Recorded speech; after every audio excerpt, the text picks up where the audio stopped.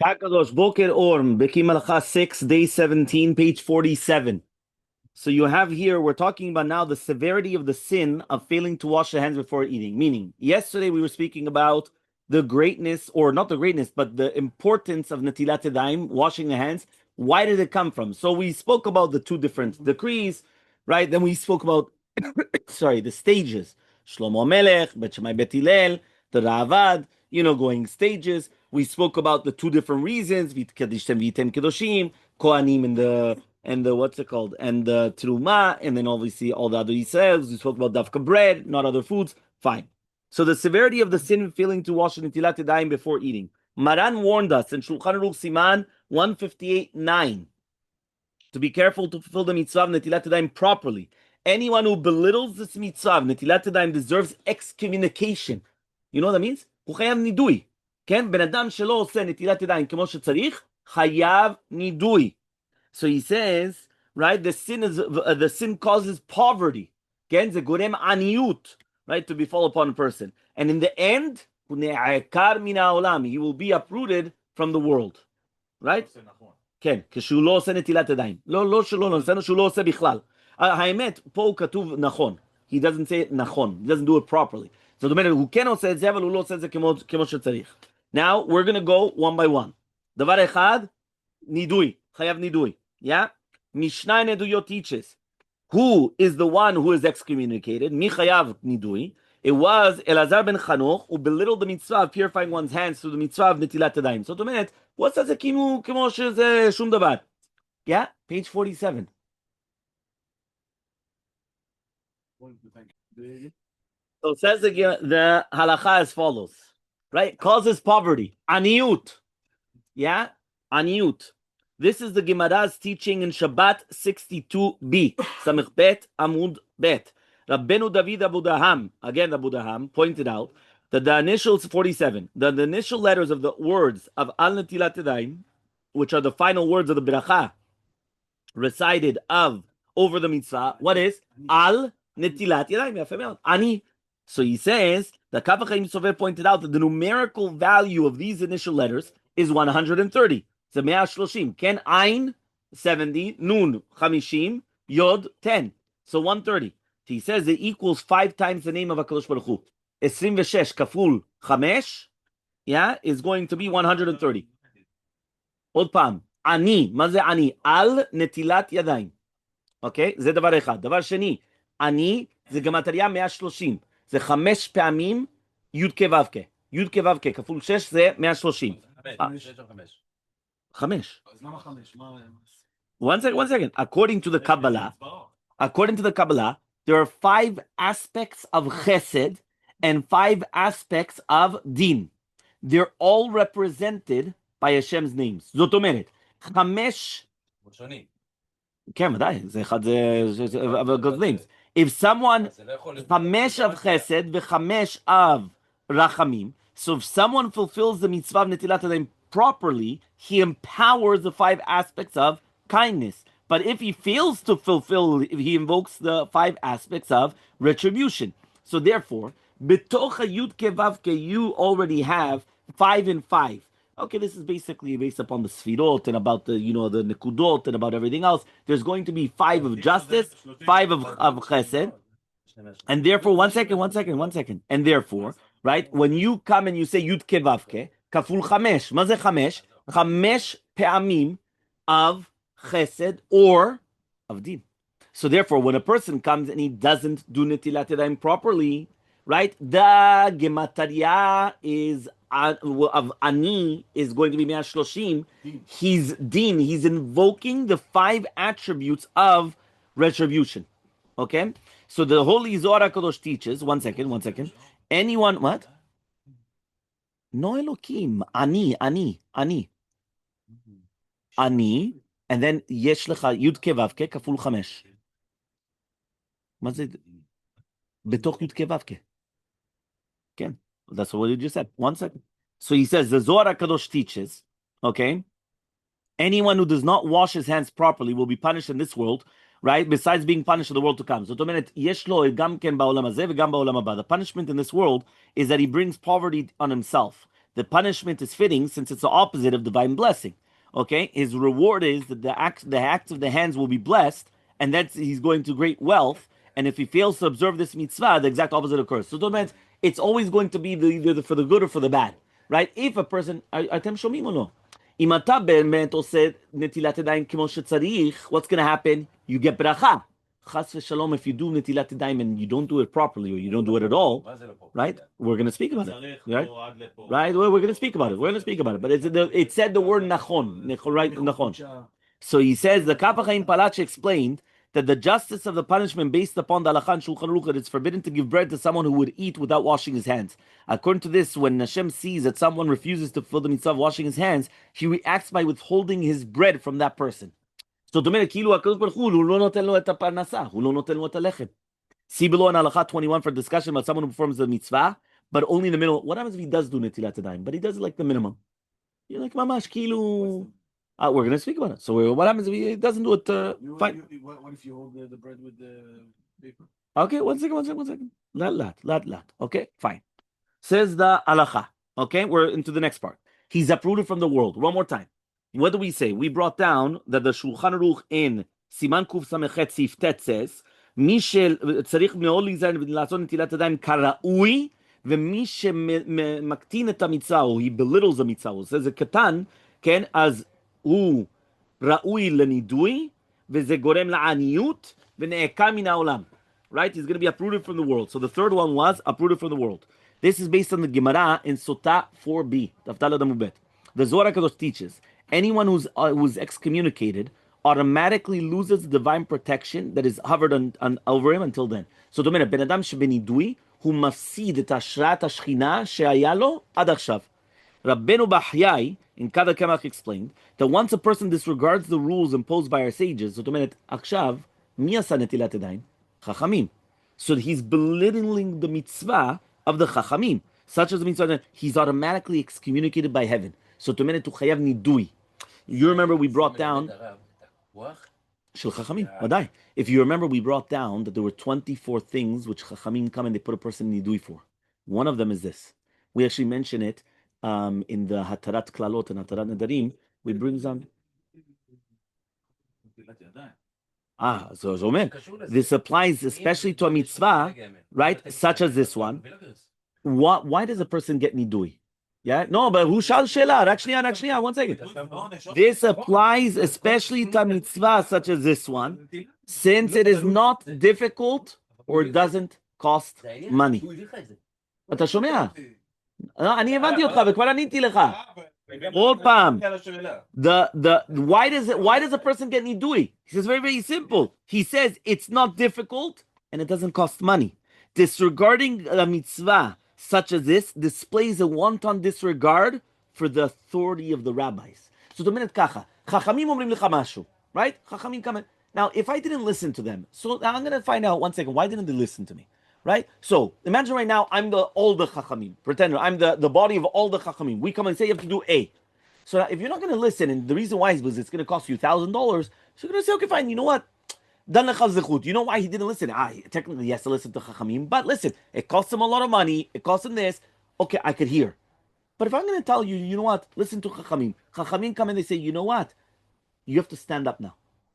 And you come and you don't stand up. You're going to say, Ribono shel olam. זה מורד. Did it cost you money? No. Was it difficult to do? No. אז מה, למה אתה לא עושה את זה? בגלל אתה מזלזל בחכמים. You're מזלזל. One second. You're מזלזל בחכמים?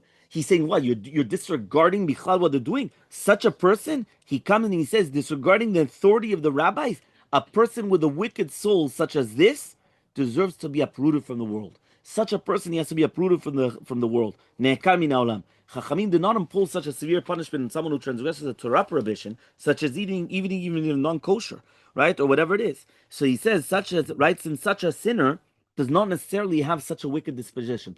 He says, that means, lama, יכול להיות שזה יעלה תיאבון. תשמע, הקדוש ברוך הוא אמר לך, לא לאכול, לא יודע מה, חזיר. הבן אדם הזה, he wanted it so badly. He was fine, okay, it was difficult, he had a thing. But something so easy, something that was didn't cost you nothing, and you still בכוונה, you're not doing it? ריבונו של עולם. So therefore, that's why he says it's נעקר מן העולם. Okay, he also has no חלק לעולם הבא. The Sheva Musar, quoted in the Kavachim, says, right, that it will be of the the will of the great Rabbi Eliezer ben Hurkanus, that he says, Beni, my son, be careful to fulfill the mitzvah, tizaher b'netilat yadayim, for this is one of the things that reaches the highest spheres in heaven. Anyone who belittles this mitzvah, netilat yadayim, is excommunicated by heaven, nidui min hashamayim, and certainly will not receive a chelek leolam haba. Lo yeh lo chelek leolam haba. It's powerful words. Meaning, again, we had the Shulchan Aruch, and actually, one second, ani ekach et hashאלה שלך בסוף. Right? He comes and he says, and it's going to go through part by part. The next one is heavenly protection. One more time. We just learned about, he comes and he says, right, nidui, aniyut, ne'ekar min ha'olam. Okay, en lo chelek l'olam haba. He loses heavenly protection. What does that mean? The Yafei Lev explained that this sin brings poverty in its wake since the perpetrator loses Hashem's protection. Now robbers will be able to take possession of his money. And this explains why he's up ne'ekar min ha'olam. Right? Why? Because what we just mentioned. They just come, they take everything that he has. It is also as if he committed an immoral act with a prostitute. Atem shomim. Our Chachamim taught that whoever eats bread, this is a Gemara mefureshet b'Masechet Sotah daf Daled Amud Bet. Kol ha'ochel lechem beli netilat yadayim. It's ki'ilu, it's equal to having committed such an immoral act with a prostitute. In the Tana of Eliyahu Navi Zachul Latov, he comes and he teaches that if someone belittles a mitzvah of Netilat Yadayim, it is a very bad sign for his future. The pasuk says Hashem will not agree to forgive him, and that applies to him. So this is powerful stuff, right? Now again, what does that mean? Obviously, we have to learn the Gemara Sotah. See why is it mamash kilu shebal isha zona? Is it mamash the powerful words? You know what I'm saying? Like mamash, there has to be something here. But obviously, we would have to look into it. Bli neder, we will. If we have time, we'll actually speak about it. Okay, 1 minute. Which one? 1 second. 49 כבר. התחלנו ב-47. His bread is defiled. I'm reading. I'm not skipping anything. I'm reading word for word.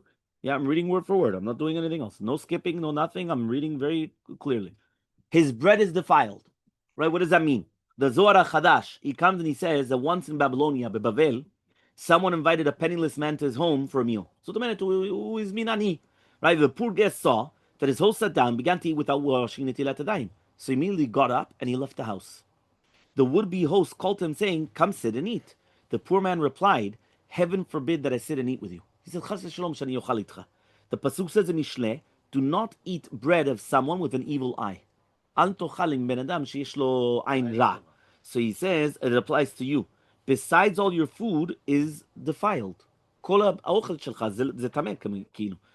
Torah commands us not to eat defiled foods. Any foods gazed upon by someone with an evil eye, with an ayn ra, becomes defiled, and there's no way to remedy it. When the Chachamim heard about this incident, they awarded the poor man 100 zuz. So the Ben Adam tachshov, hu ani, en lo klum. Hu olech le'echol b'bayit shel mishu. Right? At the end of the day, he doesn't eat because the guy doesn't make a bracha. So he comes and he says, since he has an ayn ra, well, he doesn't make a netilat yadayim. He says he doesn't. So what happens? Now he's staying without food. The rabbis came, they gave him 100 zuz. You know what that is? Ma? Shabbat? לא דווקא, באמצע השבוע. Right? They give him 100 zuz. You know what 100 zuz is? That's half of a salary of a year. That means, let's say you're going to pretend that the salary, let's say whatever it is, $50,000, whatever it is, $25,000, boom, they give him on the spot. Like, why? Because he did that. So he says, Rav Chagai wept, he cried, and he proclaimed, "Nation of Israel, Bnei Israel, Ashrechem, look how fortunate you are. Here you have this guy that he's starving. Okay, at the time that he held himself back, and he refused to eat in difference to his master's honors. זאת אומרת, אפילו אם הוא רעב כמו ממש, לא יודע מה, he's starving. למה הוא לא אכל? Because of the kavod of HaKadosh Baruch Hu. So imagine how much reward is in store for those who devote themselves to Torah study. אז תחשוב מה זה שאנשים שיושבים ולומדים תורה, שהם עושים את הכל רק בשביל הכבוד של הקדוש ברוך הוא. So he said this guy was starving, and still he controlled himself. Okay? So now he comes and he says, okay, so that was the bread is defiled. So the bread is going to be kilu shezeh tameh. 1 second. Yeah? He's going to be incarnated as water. Okay? This is mamash, how do you call it? Gilgul into water. The Sefer Shara Gilgulim states, if someone believes in mitzvah netilat yadayim, he's liable to have his soul reincarnated into water. זאת אומרת, הנשמה שלו יחזור בתור מים. This is a mystical inference in the pasuk in Tehillim where it says, then the wicked waters Hamayim Azadonim would have washed over, right? Hamayim Azadonim, I just missed the pasuk. Hamayim Azadonim, Baruch Hashem, right before Hamayim Azadonim. Nafshenu kitzibor nimtedu bakli shvar bakli shvar v'nachnu nolanu. Is there no one before? One before, right? Le'adonai shalanu bekum alenu adam azay chayim belaunu bacharot abamanu azay mayim shetafunu nachala avar al nafshenu azay mayim shetafunu. The water is going to go over us. Azay avar al nafshenu. That's just like it's going to go on our neshama, on our nefesh. So he comes here and he says, "May Hashem be blessed for not allowing us to become prey, right, for their teeth." Right, the initial letters of the last four words in the pasuk, Shelo netadanu teref l'shinehem, spell the word shenatal, meaning that he did Netillat Yadayim. Shenatal, she'asa Netillat Yadayim. Right, in the merit of fulfilling the mitzvah of Netillat Yadayim, Hashem did not allow us to become prey for the teeth of the wicked waters, right, of the Mayim HaZelunim, of the bad waters. Therefore, we bless HaKadosh Baruch Hu for not making us the same wicked people who failed to wash their hands. These are powerful words, mamash. This is mamash. Powerful stuff, right? He will end up eating non-kosher food. Mamash, yochal lo kasher basof.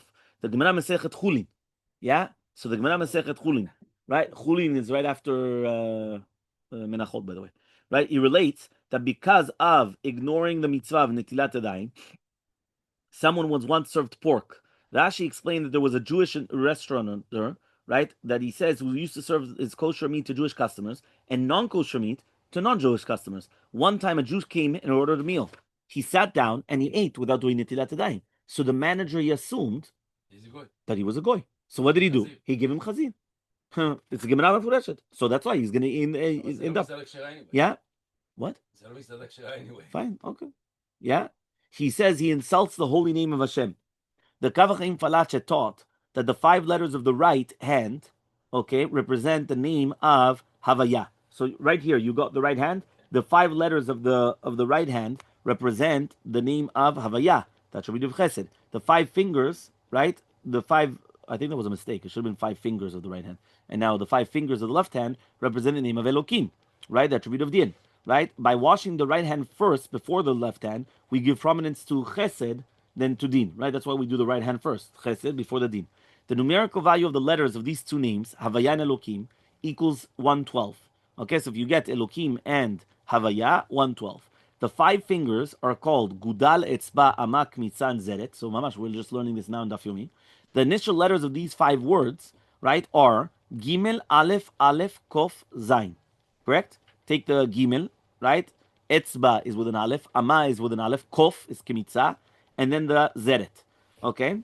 So, they also have a numerical value of 112. So, he says, thus a person's hand represents the name of Hashem.